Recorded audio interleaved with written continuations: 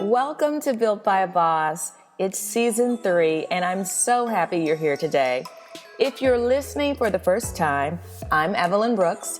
I'm a journalist, award-winning producer, author, and founder of the wellbeing platform In My Solitude, LA. On this podcast, you'll hear unique origin stories, success strategies, and powerful insights from female founders, makers, moguls, mystics, and entrepreneurs who have created conscious companies and groundbreaking careers. My intention for each episode is to encourage all of us to follow our passions, be unapologetic about our purpose, disrupt our creative process when necessary, take up space, develop our deepest potential, and execute our dreams. Today, my guest is award-winning producer JaSaun Buckner of Visionary Media. She's produced projects with Nickelodeon, MTV, Facebook, BET, Girl Trek, Oprah, and Drake. Now, she is the producer of a really beautiful feature-length documentary called In Our Mother's Gardens. It's currently streaming on Netflix, and it delves into the relationship between Black mothers and their daughters that can sometimes be taught with tension, rooted in self-sacrifice, or simply grounded in love. Here's JaSaun. Thank you so much for being on the podcast today. I'm so excited to have you. Thank you. I'm excited to talk to you today. So this is a lot of fun because I have known you since my Brooklyn days, and just to see your name in the credits of this most wonderful feature-length documentary was really, really amazing. It's called In Our Mother's Gardens, and you are the producer of the documentary. Congratulations, first of all, because it was absolutely amazing. Thank you. Thank you. I'm very proud to be a producer on this beautiful film as well, and really excited that it's on a platform where so many people can see it. What is the documentary about? It is a love letter to Black mothers, Black grandmothers, Black mother figures through the stories of different women throughout the African diaspora. We're really talking about women, what they've given to this world, to their families, and what we can learn from them and their stories, and not just learn to be mothers ourselves or to figure out how to make it through life, but really how to thrive. And that looks like different things at different times, and it looks like different things for different people. And so there are a lot of different textures that come through in the documentary. In the storytelling, it's both visual, it's audio, and there's some comedy, there's pure storytelling, there are vintage images, and then there's also some healing that you get to see in the film as well. It was amazing. So now you are the producer of the film. Talk about your role as the producer and just some of your biggest challenges, and also what was the gift that you feel this film has given you? Ooh, okay, that's layered. So as you know, but not everyone knows, that being a producer, it's many things, including communicating what the film is about over and over and over again, be it the team that you're working with, like the crew, the technical crew, communicating what the film is about to the participants so that they understand why they are participating and how they're participating, and then also to what we call external stakeholders, and that could be investors, it could be other artists like musicians or graphic designers. So as a producer, it's really communicating what the film is, what stage it's in, and what you need.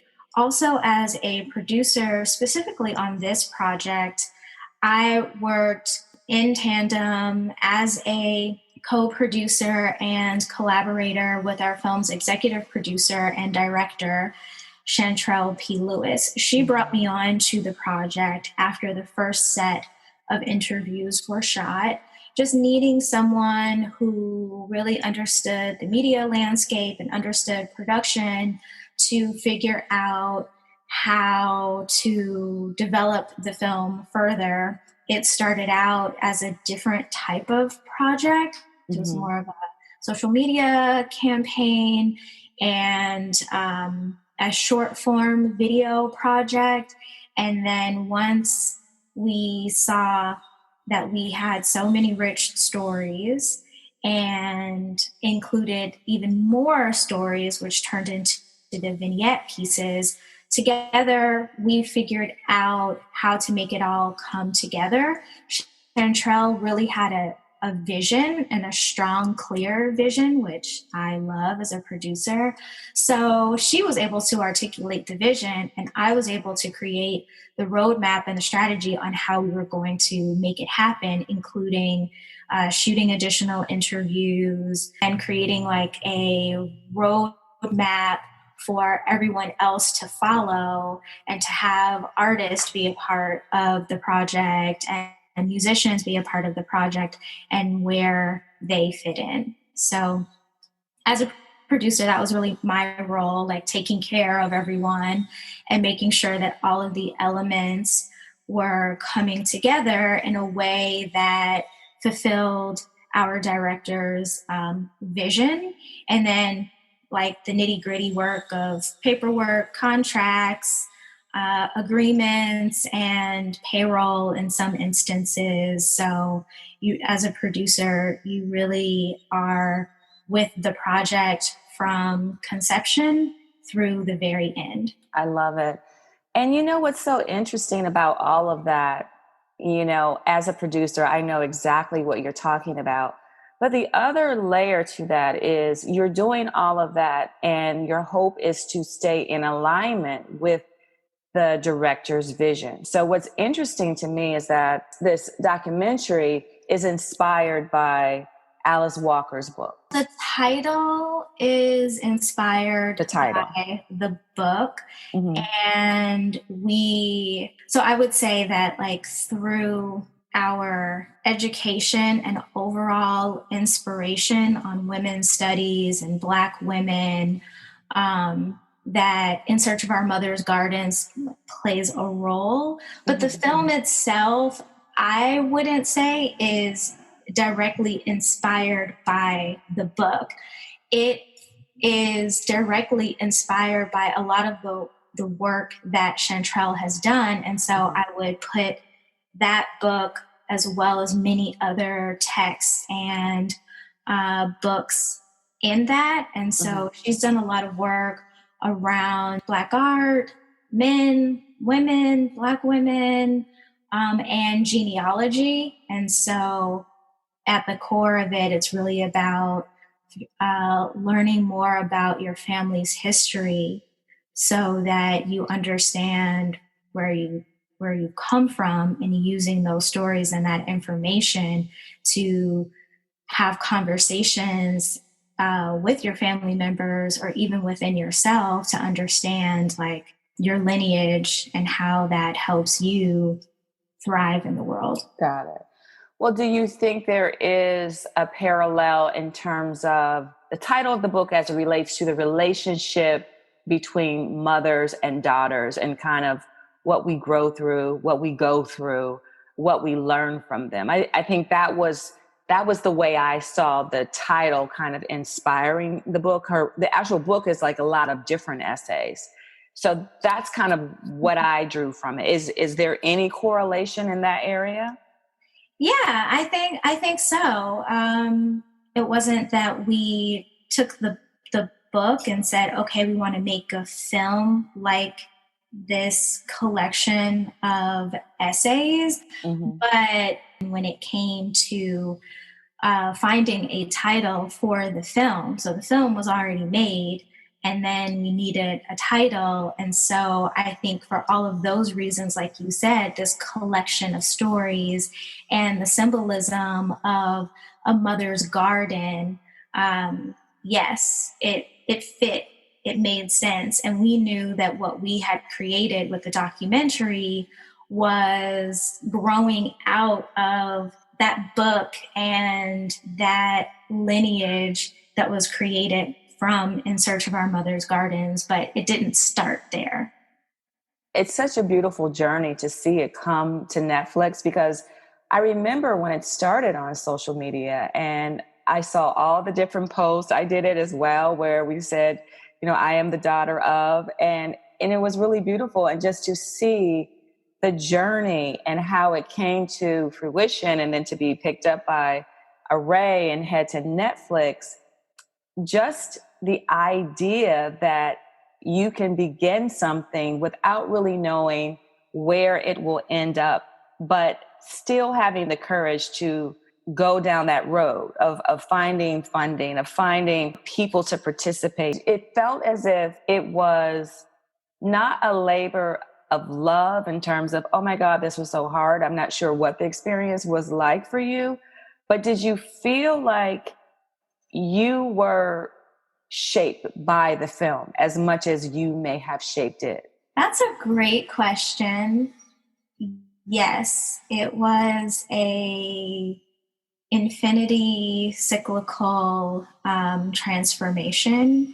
So the work that I've done before the film, before In Search of Our Mother's Gardens, a lot of it very purposefully has been about girls, women, Black women, and working with Black women to tell stories that reflect our lives. Mm-hmm. And so I think because I had already been doing some of that work, but in very different forms, like Black Girls Rock, or I did a short series with ESPNW about women who are athletes. So just bringing that into the space, I think helped create the community that we put together to make In Our Mother's Gardens. Mm-hmm. And from working on this, I had not worked on anything that I felt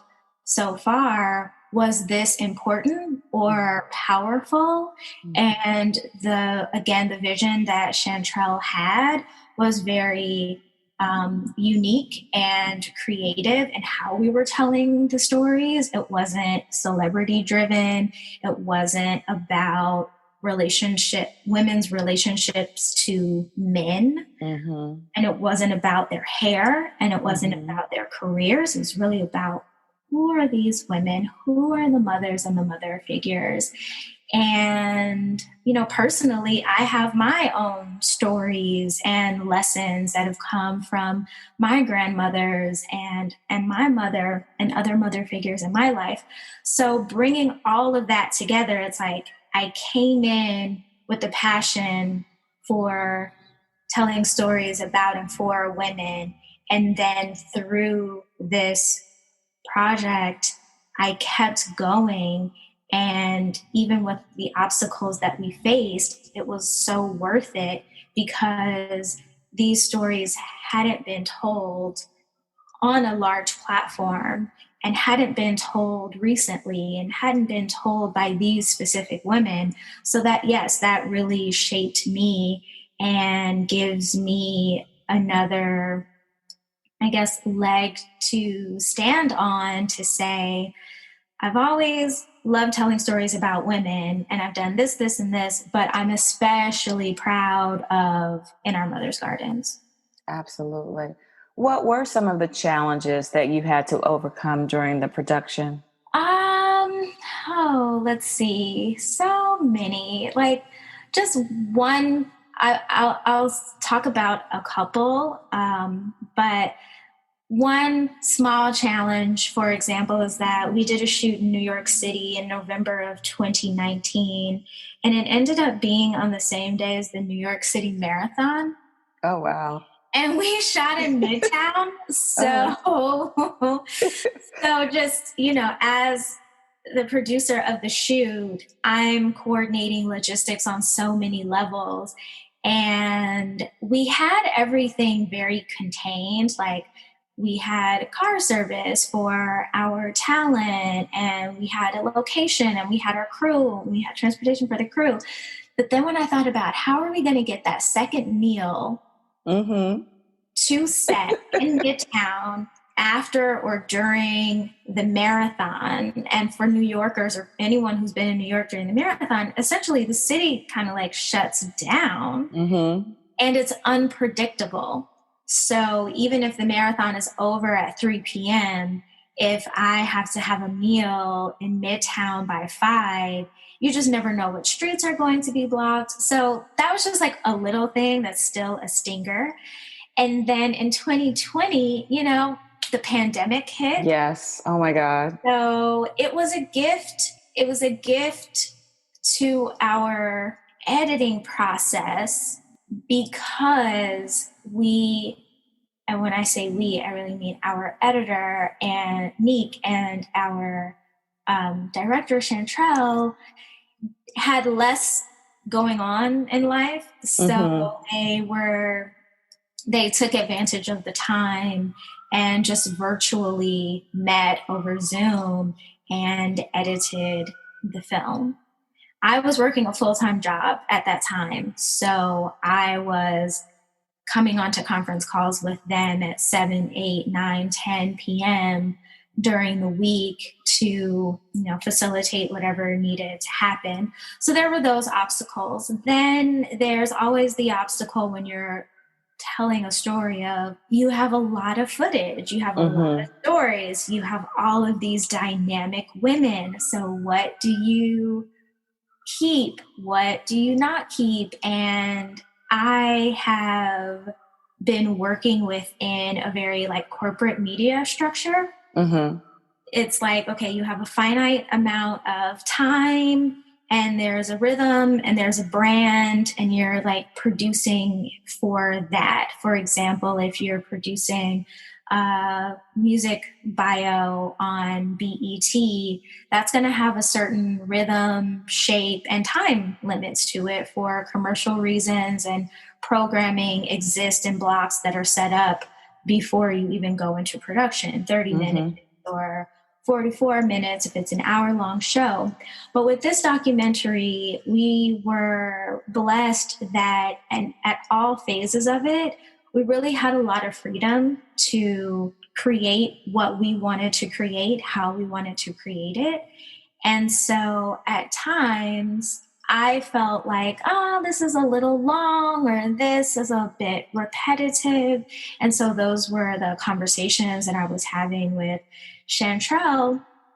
And we talked, and sometimes we made adjustments, and sometimes she would say, like, this is what I want. And I'm not cutting it down because the media standards are that information should be short and quick. This story needs time. It needs breath. I want to hear this person talking, and I don't want to chop it up. And I realized that, I had kind of like molded myself into this corporate media structure. And once I let that go, there are still times where I felt like, okay, we should cut this down, or maybe we should adjust this here or there.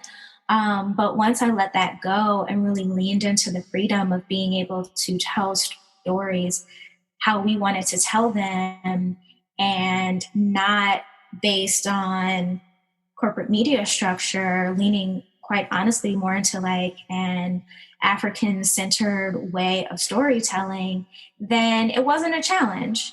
It was a gift. And that totally came across because there was a freedom to the storytelling, the visuals, the flowers, the photographs, all of that kind of spoke even when someone wasn't speaking, or whether it was a transition. All of that really came across. And I think the thing that was most powerful for me was seeing, one, the range and the diversity of Black women, because sometimes we're looked at as if we're a monolithic group and we're all different. The range in terms of spirituality, some women were Christian, some were rooted in African spirituality.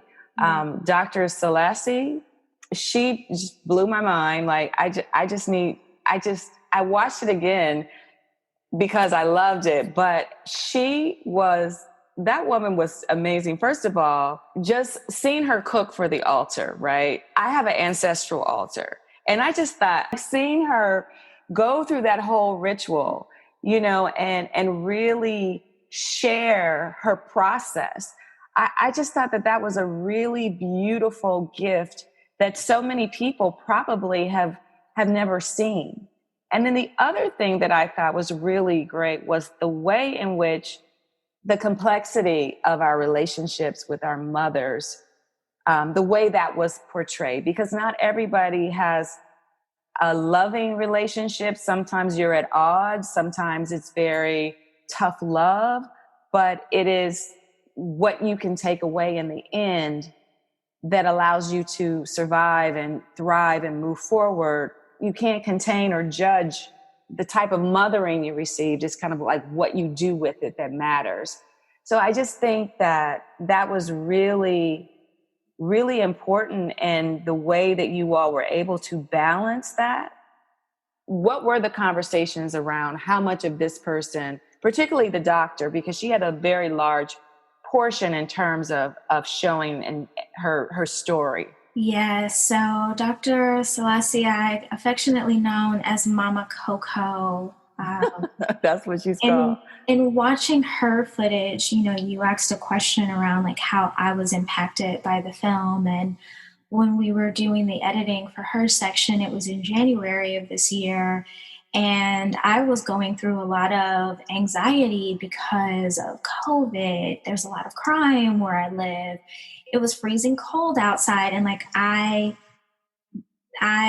was anxious around just being outside of my house. Mm-hmm. And hearing her talk about the jewelry, the necessaries, and how she goes out into the world, her words aren't helped to arm me. Mm-hmm. And seeing her present to the ancestors and go through the stories about her family members, I don't have a woman like that in my family, but I have seen women like that in my life, and I've never had a deep conversation with them or understood what they were doing. It's like, okay, she wears all white, she wraps her head, she talks about the ancestors, she has an altar, she does this, but it never came together for me until honestly hearing Mama Coco and her stories. And so we had a lot more footage than what you saw in the film.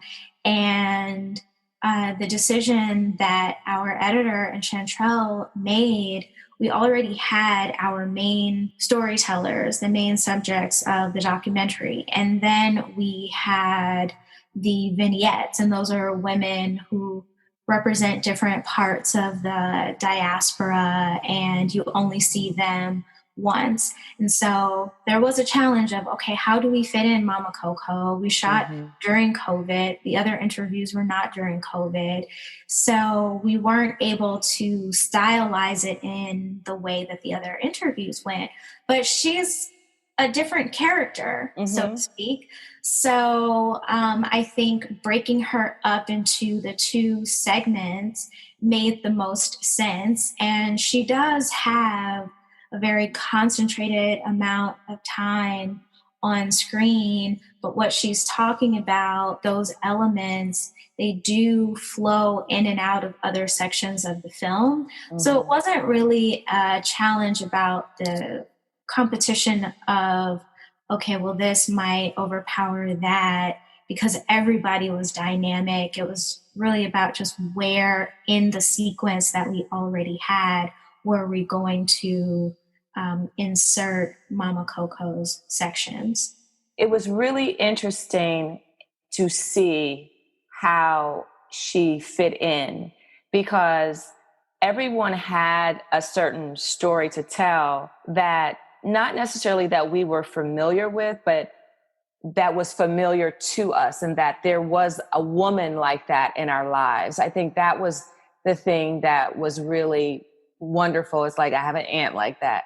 Yeah, my mother was like that. Yeah, my grandmother had that quality. And so for me, she created the through line back to Africa, so to speak, back to our ancestors, to see how all of this is coming down the pike to us, and how, as Black women, how do we take what we've learned from each of those ancestors, from our mothers and our grandmothers, and how do we use that information to now not just mother others, but to mother ourselves?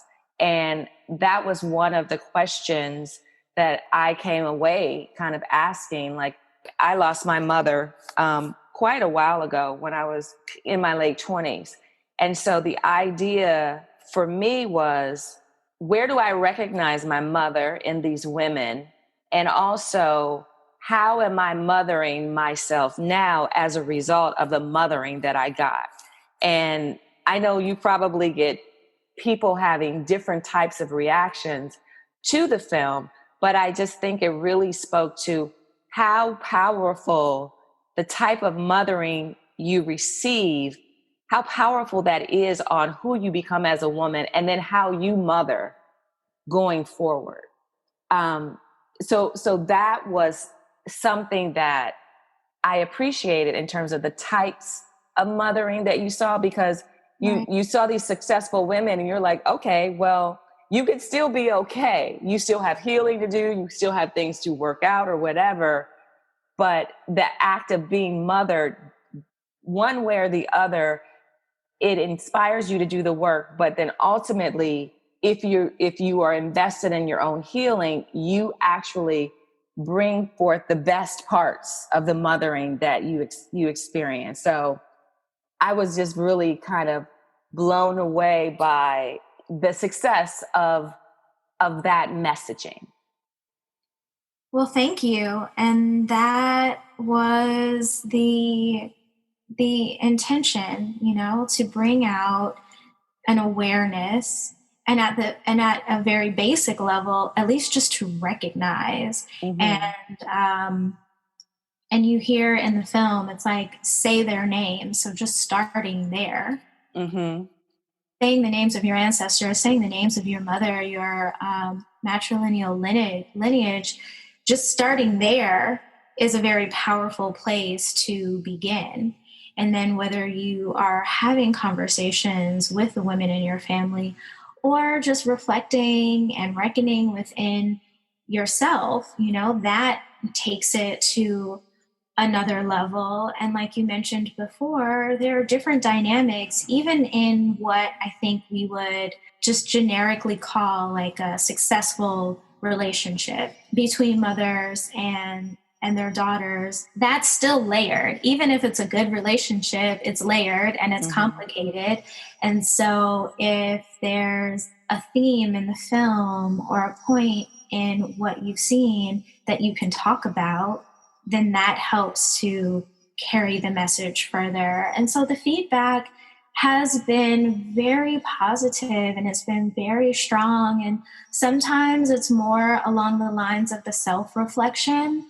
A lot of it is feeling comforted by seeing these different women, and beyond a representation level, seeing the different textures of who they are and having them talk about their relationships and how there's, the good times, and then there have been the challenges and the struggles and the relatability in that. And then also that within the film, it's not all trauma and challenge, that there are some lighter moments, and that it's not all about right here, right now, and that we are recognizing what has come before us. Absolutely. That's so beautiful, because I think one of the most powerful through lines as well was the idea of resilience, And it was wonderful to experience the balance because, as you know, over this past year or so, it's like, I mean, we've just experienced so much trauma. We've experienced, Black women not being valued. We've experienced our contributions not being recognized. And so to be able to, on Mother's Day, to sit down and validate one another, it just felt like there was no trauma porn. Like, I mean, just sometimes I'm just exhausted by it. Although I know that those stories have to be told, but I'm really heartened by this moment that we're in, where we're seeing, more of us having more opportunities to tell stories that represent how vast we are as a people, as opposed to the trauma that we experience. So that in itself, just working on that, had to be nourishing to your own spirit, because it wasn't exhausting in that kind of way. You know what I mean? Absolutely. And we wanted we wanted to tell these stories, or, help to tell these stories, continue the conversation, and have other people tell their stories, even if it's not in a documentary, but tell their stories, talk about their mothers, explore their history. And I think now that the film, and then we also, Chantrell and I, and our small little production team, we wanted as many people to see the film as possible. And we are so happy that it's on Netflix. But had it not been Netflix and we had to use some other methods of distribution, then we would have been really happy about that too, as long as the story was able to, the story, by story I mean film, as long as the film was able to get out there and have people be able to access it easily. And now that the film is out and we're hearing from people, and we're hearing about their relationships and who they've connected with in the film, I've also started to think about other storytellers and other filmmakers and other producers, the up and coming JaSauns and Chantrells and Evolyns, that I hope they see this and are inspired, along with the other books that they've read and things that they've seen, to have the audacity to tell the stories that they want to tell in the way that they want to tell them, and have the freedom, and to put together a team of creative people, or put together a team of friends and a producer to create and tell stories. And so coming out of this experience, I really hope to see more. And I know people say that all the time, and I know that there are more stories being told. Some of them are traumatic, some of them are not, but I am very happy about the expanded universe and library of content that's coming out. And I'm happy that In Our Mother's Gardens is a part of that. And I hope that other people will say, like, hey, they did it, I'm going to do it too. Absolutely. And that is the perfect place to ask my last two questions that I always ask of all of my guests. And the first one is, we all have 24 hours in a day, but we each do different things with them. What do you do? Maybe your top 2 or 3 things. What do you do to help yourself stay grounded, achieve your goals, a way you nurture yourself, a way that you eat? What are 2 to 3 things that you do to help yourself become and maintain any success that you have achieved and that you are working on in the future? I think that's a really great question. And I would love to have just this amazing, magical, golden answer. But, off the top of my head, what comes to mind, one, mornings are very crucial, and I have not mastered my morning. But when I wake up, I pray and I spend some time in gratitude. Mm-hmm. And I sometimes am able to say, okay, this is the kind of day that I want to have, and put like a word to it. Like, I want to have a really productive day. I want to have a very carefree day, for example. And sometimes I have this mental analogy of a treadmill. Mm-hmm. And when you're on a treadmill, you can walk, you can run, you can sprint. And depending on what's going on in that day, I kind of set the pace of the treadmill so that I know how I'm going to pace myself through the day. I love that. So it's like, okay, I don't have a lot going on, but things come up or I'm waiting for something. So I'm walking through the day, but it's a brisk walk. Or if there's a lot going on, it's like, okay, we got to sprint. We have a lot to do. And by we, I mean me.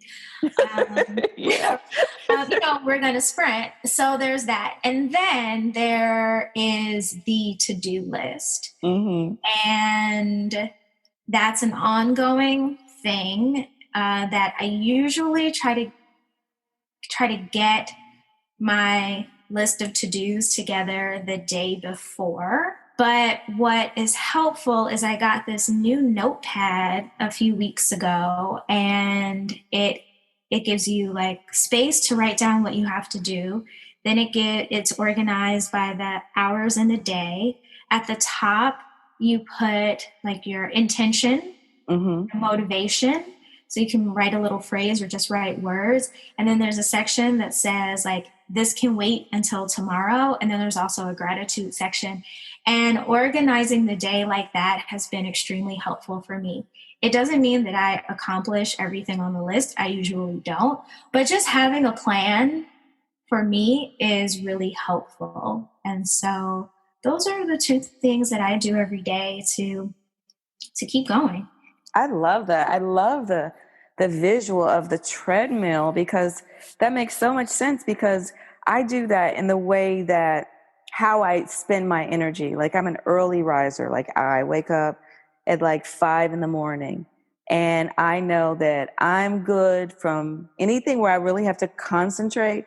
I'm good from like 7 to like 1. And so I will base things around that. So it's like the afternoon may be something that's like really mindless, or that it doesn't require a lot of, reasoning, you know what I'm saying? And then early in the day, it's like, that's when it's like, if I have to really think deeply about something, it's like, let's get it away in the morning, get it done in the morning. But I love the visual analogy of how to pace yourself through the day. That's awesome.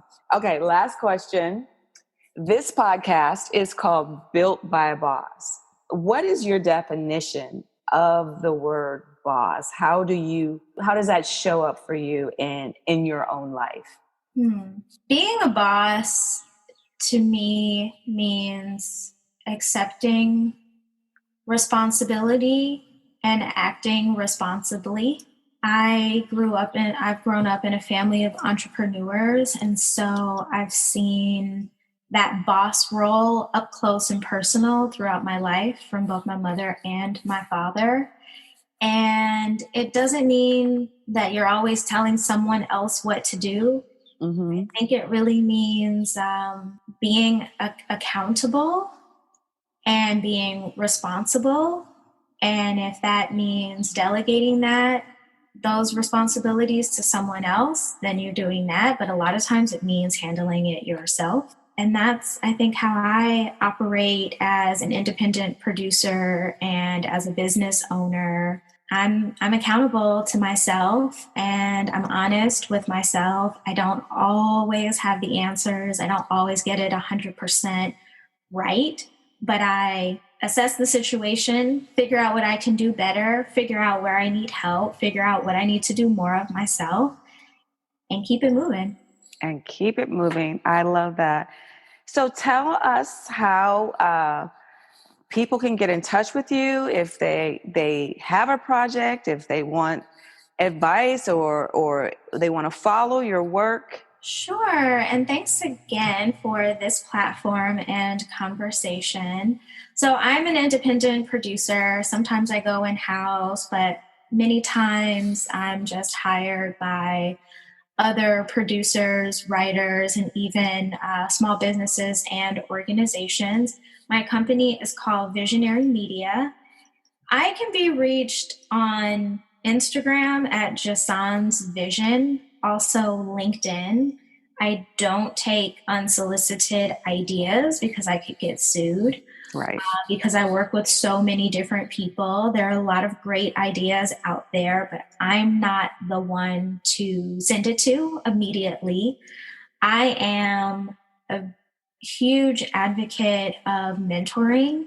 A friend and I that I went to Howard University with, we started a mentoring program in 2006 called Dream, and it's for teen girls 13 to 19 who are interested in entertainment and style and fashion. And so I still do a lot of mentoring. And so for girls, women, really at any stage, even beyond the teen years, if you want advice or need help, I'm very into that and advocate for that. So best way, I guess, to reach me again is through LinkedIn and Instagram. And then if we need to make a more direct connection, we can do that privately.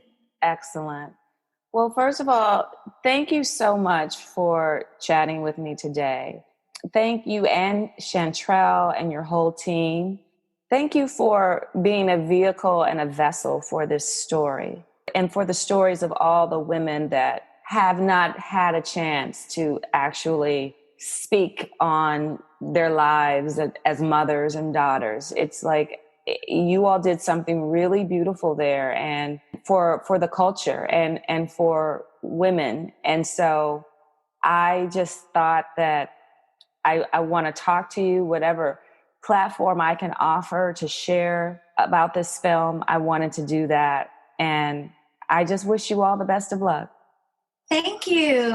I feel it. And this type of conversation and feedback are just, they mean everything to all of us involved with the film. Like having these real conversations and the kind of connection and reflection that you were able to pull out and talk to me about today is just like, it makes everything worth it. And it's why we work so hard to put together the film this way. So thank you.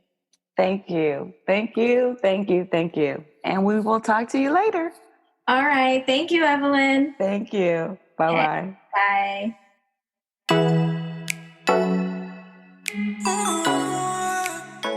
You've been listening to Built by a Boss. If you like this episode, please take a moment to leave a review and a comment. It really helps other people find us who might like the podcast. You can subscribe on your favorite platform and also follow us on Instagram at Built by a Boss and in My Solitude, LA. If you're interested in more content about wellness, mental health, entrepreneurship, and spirituality, be sure to visit our website, inmysolitudela.com, and also be sure to check out the schedule for late June and July. I'll be participating in this year's Virtual Essence Wellness House, which is part of the overall programming for the Essence Festival.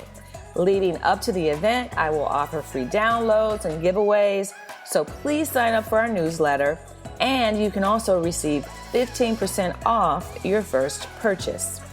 As always, thank you for listening. I'm so grateful for you. Until next time, be kind, be brave, be better, be a boss.